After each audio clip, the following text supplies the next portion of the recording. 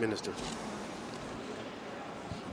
Monsieur le Président, chers collègues, chers représentants aussi de la société civile, c'est un grand honneur que d'être à Oslo aujourd'hui pour la signature de la Convention sur les armes à sous-munitions.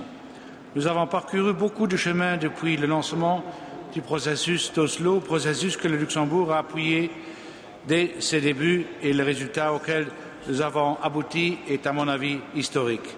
En effet, par notre signature aujourd'hui, nous nous engageons à interdire toutes les armes à sous-munitions qui causent des conséquences humanitaires inacceptables.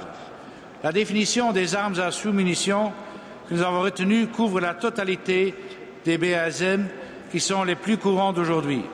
Notre convention contient des dispositions fortes et ne prévoit ni exception ni période de transition. Notre convention est également exemplaire pour ce qui est des dispositions concernant l'aide aux victimes des armes à sous-munitions. Sans les efforts soutenus des États pionniers dans la lutte contre ces armes, sans l'engagement sans faille de la société civile et sans l'esprit de compromis des États qui ont ce type d'armes dans leur arsenal, nous n'aurions pas pu obtenir ce texte ambitieux soutenu par une large majorité de la communauté internationale. Nous sommes dès lors tous heureux d'être ici pour clôturer le premier chapitre du processus d'Oslo, qui visait l'élaboration d'une convention internationale ambitieuse, juridiquement contraignante, interdisant l'emploi, la production, le stockage et le transfert d'armes à sous-munitions. Nous devons maintenant tous rester engagés pour assurer le succès continu de notre convention, car bon nombre d'étapes importantes sont encore devant nous. Premièrement, il nous faudra ratifier la Convention rapidement afin d'assurer une entrée en vigueur dans les meilleurs délais. Le Luxembourg a déjà pris ses dispositions pour pouvoir figurer parmi les 30 premiers signataires à ratifier. Il sera ensuite utile que la communauté internationale mette en œuvre ses engagements. Des millions de sous-munitions qui se trouvent encore dans les stocks ne doivent jamais être employées et doivent être détruites dans les échéances prévues.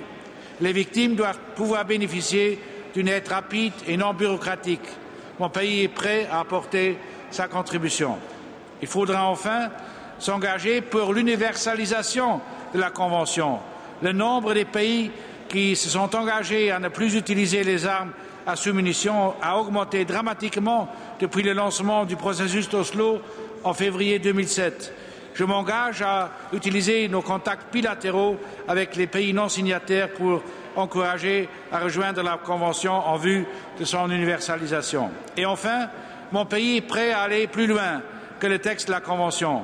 Par son acte de ratification, le Luxembourg va également interdire le financement des armes à sous-munitions, élément qui n'a malheureusement pas été adressé par les négociations. J'espère que beaucoup d'autres pays vont nous rejoindre dans cette initiative courageuse et prometteuse. Je vous remercie pour votre attention.